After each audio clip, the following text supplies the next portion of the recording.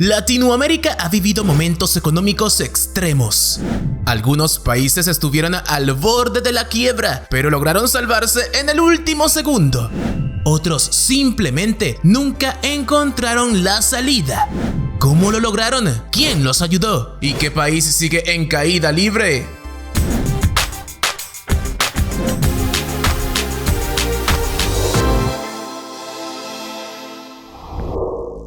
Este capítulo de la República Dominicana se llama La crisis bancaria del 2023 y su milagrosa recuperación. Y es que a principios de los años 2000, República Dominicana experimentaba un crecimiento económico estable, pero en 2003 se desató una crisis financiera que casi hunde al país. Todo comenzó con el colapso del Banco Intercontinental, Baninter, uno de los más grandes del país. Y es que se descubrió que había llevado a cabo un fraude masivo, ocultando pérdidas y generando un déficit de más de 55.000 millones de pesos dominicanos, equivalentes al 20% del PIB. El colapso de Baninter generó un efecto dominó que afectó a otros bancos como el Bancrédito y el Mercantil. Esto provocó una fuerte devaluación del peso, una inflación descontrolada que superó el 40% y una crisis de confianza en el sistema bancario.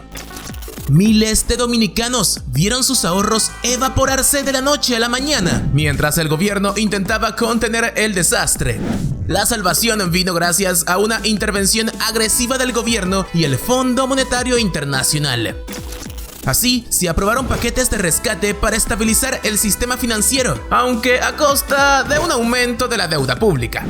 A pesar del golpe, la economía dominicana logró recuperarse en los años siguientes gracias a la inversión extranjera, el crecimiento del turismo y reformas económicas que restauraron la confianza. Hoy, República Dominicana es una de las economías más dinámicas de la región, pero su crisis del 2003 quedó marcada como una de las más graves de la historia. Bueno, este capítulo de Ecuador se llama De la crisis financiera de 1999 a la dolarización. Y es que en 1999, Ecuador sufrió una de las peores crisis económicas de su historia. Pues el sistema financiero colapsó debido a la quiebra de varios bancos, dejando a miles de ecuatorianos sin acceso a sus ahorros. La inflación se disparó por encima del 60%. El sucre, la moneda nacional de aquella época, perdió gran parte de su valor y el desempleo aumentó drásticamente. El detonante de la crisis fue una combinación de mal manejo fiscal, crisis bancaria y el impacto del fenómeno de El Niño que devastó la producción agrícola. La situación se agravó cuando el gobierno de Yamil Mahuad decretó un feriado bancario en marzo de 1999, cerrando los bancos y congelando depósitos para evitar el colapso total. Esto generó protestas masivas y una fuga de capitales sin precedentes. Ante el colapso total de la economía, el gobierno tomó una decisión radical en enero del 2000. Dolarizar la economía, adoptar el dólar estadounidense como moneda oficial. La medida fue extremadamente polémica, pero logró frenar la inflación y estabilizar el país a mediano plazo. Y aunque la dolarización trajo consigo nuevos desafíos, permitió recuperar la confianza y reactivar la inversión extranjera. Hoy, Ecuador sigue dependiendo del dólar, lo que le impide devaluar su moneda en tiempos de crisis. Pero esta decisión histórica evitó un colapso mayor y permitió que el país se estabilizara tras su peor crisis económica en décadas. Ok, este capítulo de Brasil se llama La crisis del real de 1999 y el rescate que evitó el colapso. Y es que a finales de los años 90, Brasil estaba en la cuerda floja. Tras la crisis financiera de Asia de 1997 y la crisis de Rusia de 1998, los inversores internacionales comenzaron a retirar su dinero de los mercados emergentes y Brasil fue uno de los más afectados. La economía brasileña, que dependía en gran medida del capital extranjero, entró en una espiral peligrosa. El problema central era el real, la moneda brasileña, que estaba sobrevalorada debido a la política de paridad con el dólar implementada en 1994 para controlar la inflación. Pero mantener esa paridad le costaba caro al país, agotando sus reservas internacionales. Así, en enero de 1999, el gobierno de Fernando Henrique Cardoso se vio obligado a abandonar la paridad y dejar que el real flotara libremente en el mercado. Como resultado, la moneda se devaluó más del 50%, lo que disparó la inflación y generó pánico financiero. Sí, el país estuvo al borde del colapso, pero logró evitarlo gracias a un rescate de emergencia del Fondo Monetario Internacional, que otorgó un préstamo de 41.500 millones de dólares. A cambio, Brasil tuvo que aplicar medidas de austeridad y reformas estructurales. A pesar del impacto inicial, la crisis marcó un punto de inflexión para la economía brasileña. Sí, la inflación se estabilizó, el país recuperó la confianza de los mercados internacionales y los años siguientes, Brasil entró en un periodo de crecimiento sostenido, convirtiéndose en una de las mayores economías emergentes del mundo. Muy bien, este capítulo ahora de Uruguay se llama La crisis bancaria del 2022 y el rescate que evitó el default. Y es que Uruguay vivió una de las peores crisis económicas en 2002, arrastrado por el colapso financiero de Argentina en 2001. Y es que, dado que la economía uruguaya tenía fuertes lazos con Argentina, la crisis en el país vecino provocó una fuga masiva de capitales, especialmente de ciudadanos argentinos que tenían depósitos en bancos uruguayos. La situación se agravó cuando el sistema bancario uruguayo empezó a colapsar. Miles de personas retiraron su dinero de los bancos, provocando la quiebra de varias entidades financieras. En pocos meses, Uruguay perdió casi el 40% de sus reservas bancarias y el país estuvo al borde del default. El peso uruguayo se devaluó más del 50%, la inflación se disparó y el desempleo alcanzó niveles históricos. El gobierno uruguayo intentó contener la crisis con medidas internas, pero no fueron suficientes. La salvación llegó con un préstamo de emergencia de 1.500 millones de dólares del FMI y un rescate de Estados Unidos, que inyectó otros 1.500 millones para estabilizar el sistema bancario. Y con estos fondos, Uruguay logró evitar el colapso total y restaurar la confianza en su economía. A pesar del duro golpe, Uruguay se recuperó en los años siguientes gracias a reformas económicas y una mayor diversificación de su economía. Hoy el país es visto como uno de los más estables de América Latina, pero la crisis del 2002 sigue siendo una de las más recordadas en su historia económica. Y ahora sí, este capítulo de Argentina se llama La crisis del 2001 y el colapso que sacudió al país. Y es que Argentina vivió en 2001 una de las crisis económicas más devastadoras de su historia.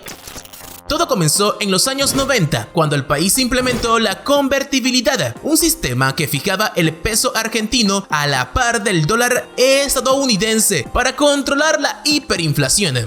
Aunque inicialmente funcionó, con el tiempo se convirtió en una trampa. Argentina perdió competitividad, la deuda externa creció y el país quedó atado a una moneda sobrevaluada. En 2001, la situación era insostenible. Y es que con un déficit fiscal descontrolado y una economía en recesión, los inversores comenzaron a retirar su dinero del país, generando una fuga de capitales masiva. El gobierno respondió con el corralito, que restringió el retiro de dinero de los bancos. Esto desató protestas masivas, saqueos y la renuncia del presidente Fernando de la Rúa. En solo un mes, Argentina tuvo 5 presidentes. En 2002, el gobierno de Eduardo Duhalde abandonó la convertibilidad, lo que provocó una devaluación brutal del peso. Sí, la inflación se disparó, el desempleo superó el 20% y millones de argentinos cayeron en la pobreza. Así es, la recuperación no fue inmediata, pero el país logró estabilizarse gracias a una combinación de exportaciones agrícolas, aumento del precio de las materias primas y políticas de renegociación de la deuda. Y a pesar de este resurgimiento, la crisis del 2001 dejó cicatrices profundas y marcó un antes y un después en la economía argentina. Y este capítulo de México se llama El efecto tequila de 1994 y el rescate que evitó el colapso. Y es que en 1994 México enfrentó una crisis financiera que sacudió a toda América Latina. Esta, conocida como el efecto tequila, fue una crisis causada por una combinación de factores, como serían un déficit en la cuenta corriente, alta dependencia de inversión extranjera y la inestabilidad política tras el asesinato del candidato presidencial Luis Donaldo Colosio. El problema se agravó cuando el gobierno mexicano, bajo la presidencia de Ernesto Zedillo, decidió devaluar el peso en diciembre de 1994. Esto desató una crisis de confianza entre los inversores, provocando una fuga masiva de capitales y un colapso del peso. En pocos días, la moneda perdió más del 50% de su valor, la inflación se disparó y miles de empresas quebraron. México estaba al borde de la quiebra cuando Estados Unidos y el Fondo Monetario Internacional, los salvadores en esta historia, intervinieron con un rescate financiero de $50,000 millones. A cambio, el gobierno mexicano tuvo que aplicar severas medidas de ajuste económico. Y a pesar del doloroso ajuste, la economía mexicana logró recuperarse en los siguientes años. La crisis dejó lecciones claves sobre la estabilidad macroeconómica y la importancia de reservas internacionales, evitando que el país volviera a caer en una crisis de tal magnitud. Y sí, este capítulo de Venezuela se llama ¿Hubo un rescate o sigue en caída libre? Y es que, a diferencia de otros países de la región que lograron salir de sus crisis con rescates financieros o ajustes económicos, Venezuela sigue atrapada en una crisis que parece no tener fin. Y es que desde 2014 el país ha enfrentado una de las peores crisis económicas del mundo, con hiperinflación, colapso productivo, migración masiva y un deterioro total de los servicios públicos. Sí, Venezuela ha tenido momentos donde algunos pensaron que podría haber un rescate. Por ejemplo, en 2016, el país intentó renegociar su deuda externa para evitar el default total, pero sin éxito. En 2018, con la introducción del petro, una criptomoneda estatal y la reconversión monetaria, el gobierno vendió la idea de un posible alivio económico, pero la medida no generó confianza en los mercados ni mejoró las condiciones del país. En 2019, con el levantamiento de algunas sanciones para el sector privado y el dólar paralelo, hubo una ligera recuperación comercial en algunas ciudades, pero esto benefició solo a una minoría, mientras que la mayoría de los venezolanos seguía en condiciones críticas. A pesar de estos intentos, Venezuela nunca ha recibido un rescate financiero internacional como Argentina, Brasil o México. Y es que las sanciones, el aislamiento político y la falta de confianza en su gobierno han impedido que organismos como el FMI o el Banco Mundial intervengan. Claro, si es que el gobierno quisiera. En resumen, aunque ha habido momentos donde parecía que el país podría estabilizarse, Venezuela no se ha salvado de la crisis. Hoy sigue enfrentando inflación, pobreza y migración masiva. Y sin un cambio estructural, el país seguirá atrapado en una espiral económica, sin una salida que al menos se vea clara. Amigos de América Latina, ¿tu país se salvó de la quiebra y no lo conté en este video? ¿Qué otros detalles de las casi quiebras de tu país no conté en este video? ¿Cómo viviste estos momentos delicados de tu país? ¿Fue difícil? ¿Cómo fue tu historia? Déjame eso en los comentarios, dale me gusta al video, comparte el link en tus redes, suscríbete al canal y continúa con este otro video que hemos hecho para ti.